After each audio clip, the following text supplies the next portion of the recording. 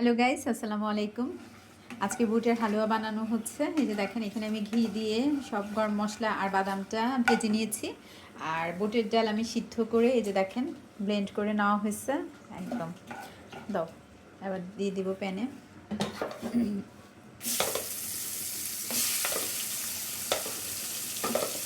সবে বরাত বলে কথা, একটু হালুয়া তো করতে হবে।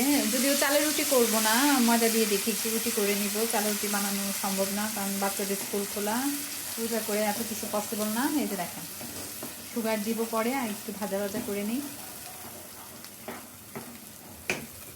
দিয়ে দিব। সবাই হয়েছে চা দিও না, সবাই একটু মিষ্টি পছন্দ করে, এই জন্য সুগার বেশিই দিয়েছি। ফাইনাল লুক ইনশাল্লাহ আপনাদের সাথে শেয়ার করবো। এক একজন এক এক রকম করে বানাচ্ছে, আমি যেভাবে বানাচ্ছি আমি সেভাবে আপনাদের সাথে শেয়ার করছি। যে দেখেন আস্তে আস্তে কালার চেঞ্জ হওয়া শুরু হয়েছে। এবার আমি একটু পাউডার দুধ দিব, এক চামচ করে, আর একটু, আর অল্প দিলে হবে। এবার নাড়ো, পাউডার দুধ দিলে ভালো লাগে।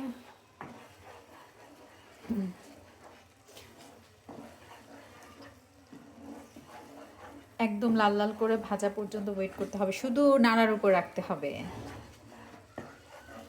দেখেন কালার অলমোস্ট চেঞ্জ হয়ে গেছে, আরও কিছুক্ষণ ভাজা ভাজা করব।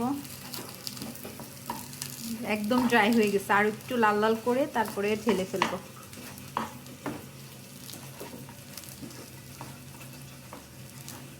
হালুয়া রেডি, এবার ঢেলে নেওয়া হচ্ছে যতটা পেরেছি। এই যে দেখেন মোটামুটি লাল হয়েছে। এখন ঢেলে তারপরে আমি এখানে ঘি ব্রাশ করা হয়েছে আগে, উপর দিয়ে আরও কিছু ঘি দিয়ে তারপর রেখে দিব রেস্টে 1-1.5 ঘন্টা। দেখেন উপর থেকে আরও কিছু ঘি ব্রাশ করে দেওয়া হয়েছে। এখন আমি 1-1.5 ঘন্টার জন্য ফ্রিজে রেখে দিব। না চলো,